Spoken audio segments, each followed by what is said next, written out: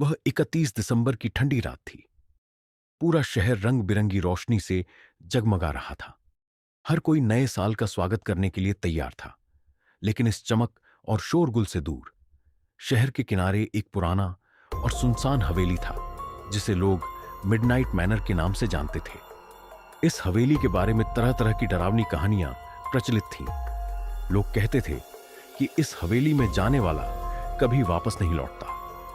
कोई इसे भूतों का घर कहता तो कोई इसे शापित हवेली मानता। लेकिन सच्चाई क्या थी, यह कोई नहीं जानता था। इस साल नए साल की पार्टी का प्लान बनाने के लिए 5 दोस्त अदिति, रोहन, तान्या, अर्जुन और विक्रम एकजुट हुए। सभी 25-26 साल के थे और डरावनी कहानियों का मजाक उड़ाना उनकी आदत थी। रोहन ने कहा, इस बार न्यू ईयर पार्टी में कुछ अलग करते हैं। हर बार जैसे होटल या क्लब में जाते हैं वैसे नहीं। अर्जुन ने मजाक करते हुए कहा, तो क्या मिडनाइट मैनर में पार्टी करें? सब हंसने लगे। लेकिन विक्रम ने गंभीरता से कहा, क्यों नहीं? वैसे भी ये सब कहानियां फर्जी होती हैं। वहां जाकर देखेंगे और अगर कुछ मिला तो हमें यादगार अनुभव होगा। तान्या थोड़ी घबराई हुई थी।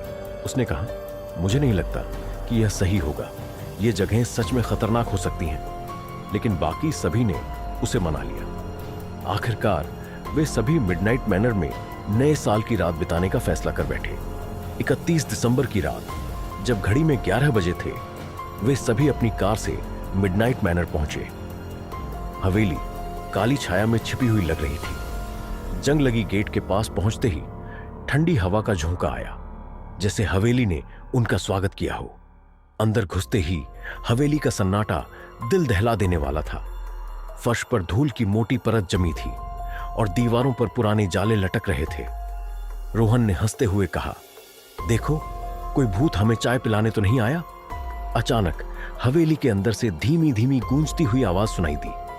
सभी चौंक गए। अर्जुन ने कहा, यह तो हवा का असर होगा, चलो अंदर चलते हैं। जैसे ही वे हवेली के बड़े हॉल में पहुंचे, वहां रखी एक पुरानी घड़ी अचानक चालू हो गई।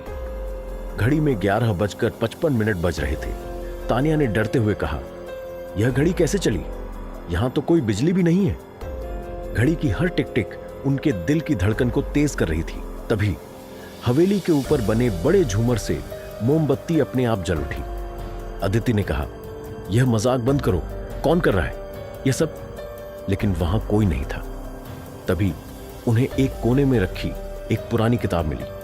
किताब धूल से ढकी थी, लेकिन जब उन्होंने उसे खोला तो उसमें लिखा था, जो कोई भी इस हवेली में 31 दिसंबर की रात को आएगा, वह मिडनाइट के बाद इसे कभी नहीं छोड़ पाएगा। रोहन ने किताब पढ़कर हंसते हुए कहा, यह सब पुराने जमाने की डरावनी कहानियां हैं। चलो कुछ मस्ती करते हैं। लेकिन जैसे ही घड़ी ने 12 बजाए, हवेली में चारों ओर से दरवाजे अपने आप बंद हो गए। झूमर तेजी से झूलने लगा और ठंडी हवा ने कमरे को घेर लिया। अचानक दीवारों से एक महिला की छाया उभरने लगी। उसका चेहरा विकृत था और उसकी आंखों से खून टपक रहा था। उसने चीखते हुए कहा, तुमने मेरी शांति भंग की है, अब तुम सब मेरे साथ यहां रहोगे। तान्या चीख पड़ी और अदिति ने दरवाजा खोलने की कोशिश की, लेकिन सब बेकार था। विक्रम ने हिम्मत जुटाकर महिला से पूछा, तुम कौन हो? महिला ने बताया कि वह इस हवेली की मालकिन थी। 100 साल पहले नए साल की रात उसके परिवार ने उसे जिंदा जला दिया था। उसके मरने के बाद से वह हर नए साल की रात बदला लेने के लिए जागती है।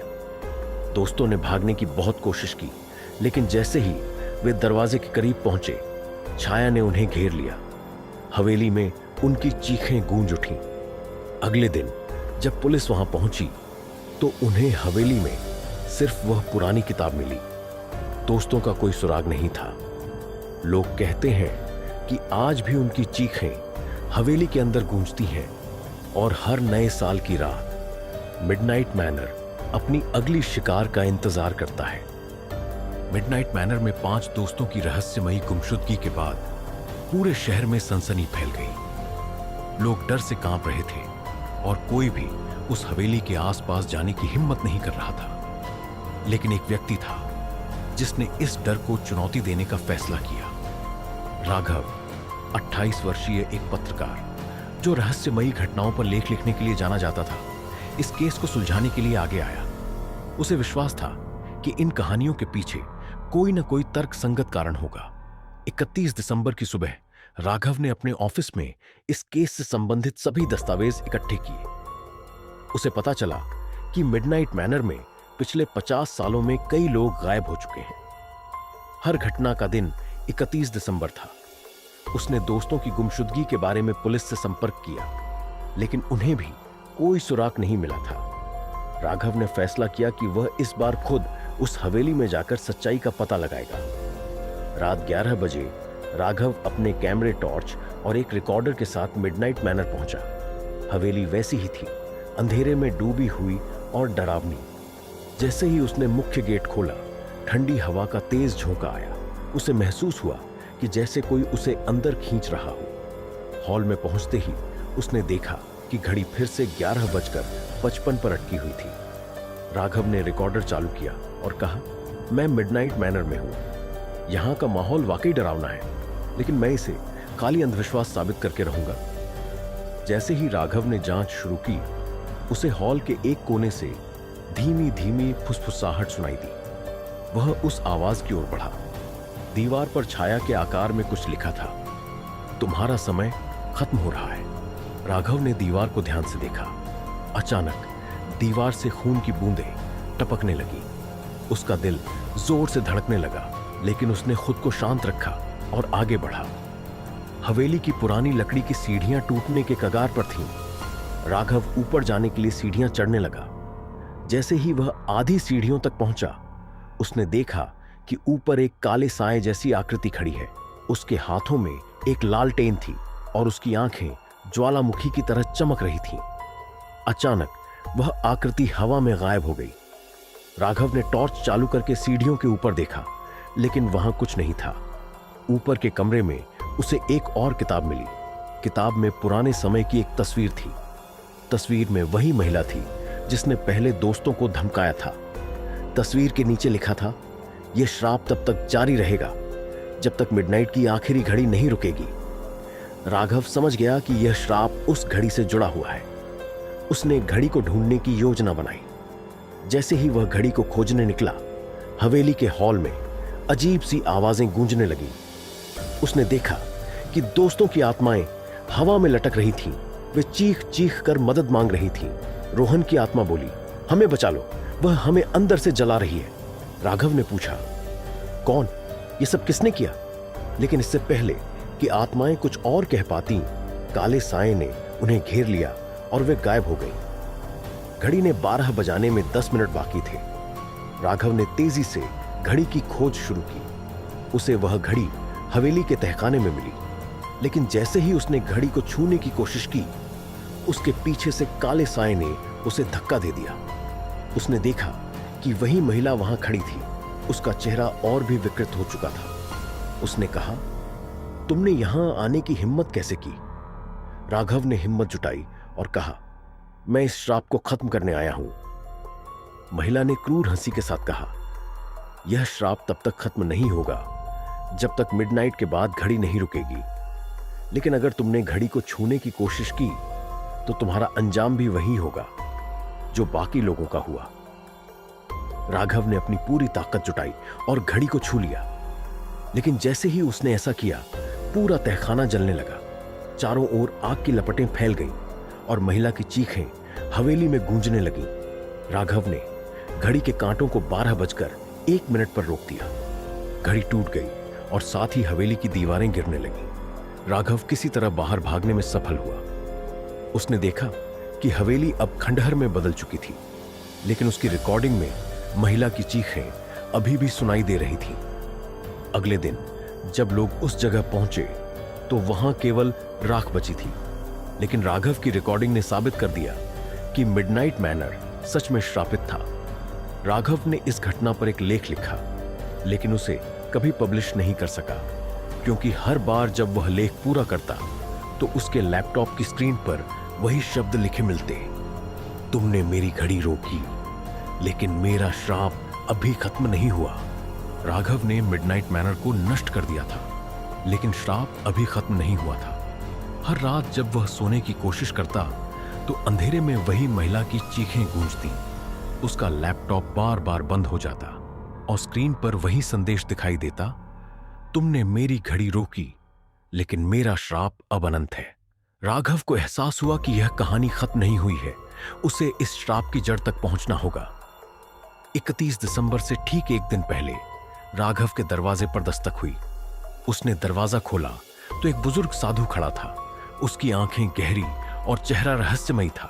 उसने कहा, तुमने उस श्राप को छेड़ा है जो कभी खत्म नहीं हो सकता, लेकिन अगर तुम इसे पूरी तरह से खत्म करना चाहते हो तो तुम्हें उस दुनिया में जाना होगा जहां आत्माएं अनंत काल तक भटकती है। राघव ने पूछा, यह श्राप कैसे खत्म हो सकता है? साधु ने कहा, तुम्हें मिडनाइट की दुनिया में प्रवेश करना होगा। वहां से वापस लौटने वाला कोई नहीं होता, लेकिन अगर तुम सच्चाई जानना चाहते हो तो तैयार हो जाओ। साधु ने राघव को एक अनुष्ठान की प्रक्रिया बताई। उसने कहा, आज रात ठीक 12 बजे अपने घर के सबसे अंधेरे कोने में बैठो और इस मंत्र का जाप करो। यह तुम्हें उस दुनिया में ले जाएगा जहां श्राप की जड़ छिपी है। राघव ने अनुष्ठान करने का फैसला किया। रात 12 बजे उसने अंधेरे में बैठकर मंत्र पढ़ा। अचानक एक जोरदार हवा का झोंका आया और चारों ओर का माहौल बदल गया। राघव ने अपनी आंखें खोली तो वह एक अजीब जगह पर था। यह दुनिया स्याह और ठंडी थी। हवा में बदबू थी और हर तरफ चीखें सुनाई दे रही थी। यह आत्माओं की दुनिया थी। उसे दूर एक काली हवेली दिखाई दी जो मिडनाइट मैनर से भी ज्यादा डरावनी थी। हवेली के दरवाजे पर वही महिला खड़ी थी। उसने राघव को देखकर कहा, तुमने यहां आने की गलती की है, अब तुम कभी वापस नहीं जा सकोगे। राघव ने साहस जुटाकर पूछा, यह श्राप क्यों है? तुमने इतने लोगों को क्यों मारा? महिला ने क्रोध से कहा, मैंने कुछ भी नहीं किया। यह श्राप मुझे भी उसी रात मिला था जब मेरे परिवार ने मुझे जिंदा जला दिया।